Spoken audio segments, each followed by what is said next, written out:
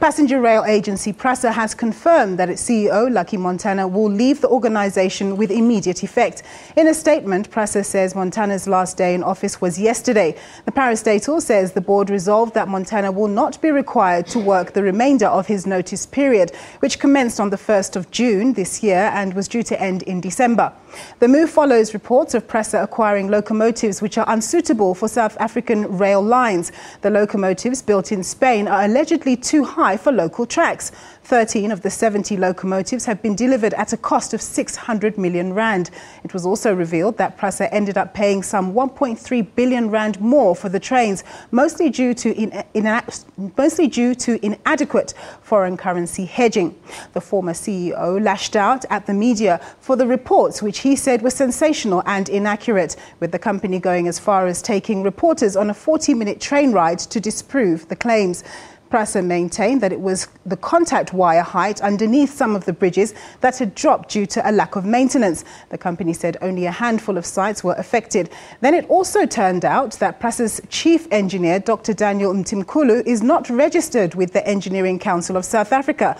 Chief Operating Nathi Kena will take over as acting CEO while the board finds a suitable replacement. Prasa is set to brief the media tomorrow. Well, on the line, we have Sipho Sithole, who's a spokesperson at Prasa. Thank you very much for joining us, Mr. Sithole. Why did the board feel it necessary to ask Mr. Montana to leave the company with immediate effect? No, I cannot answer that question specifically because the board has decided that they will deal with that answer tomorrow adequately at its press conference at 11 a.m. in Hatfield.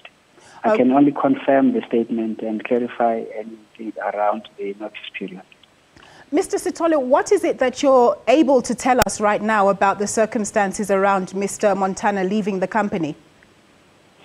You'd recall that Mr. Montana had served a notice to the board on the 15th of March, informing the board that when his current contract expires in March 2016, he would not seek to have it renewed, and that he would rather leave the organization on the 1st of December after serving a 6-month notice. So he was in the middle of serving that notice that the board then deemed it fit that it was not necessary for him to serve the remainder of the notice period. Now, Mr. Sithole, has it been established that the new locomotives that you purchased from Europe to the tune of millions of rand are actually incompatible with the existing rail network infrastructure? That's not correct. It's not been established. The locos are still being tested on the Transnet 25 kV and their diesel lines. And there is major progress in that regard in cooperation with Transnet, who has given Prasa permission to continue the ongoing tests. So there is still tests that are happening, but that also will be clarified tomorrow at the press conference because the board also wants to deal with that because rail operations did brief the board yesterday at the special board meeting around the locomotives.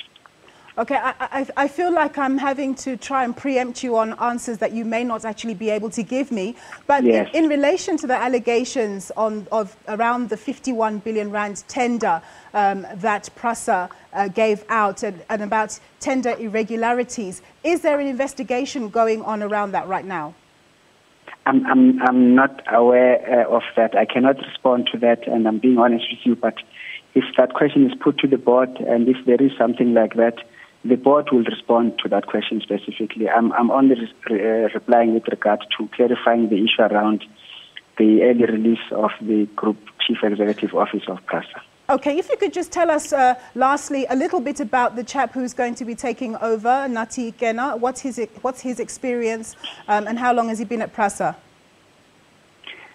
He is the current Chief Operating Officer and also serving as the acting CEO of Autopax.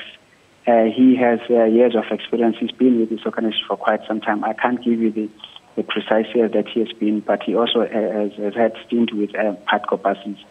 So he's the person that the board has asked to lead us in this interim period.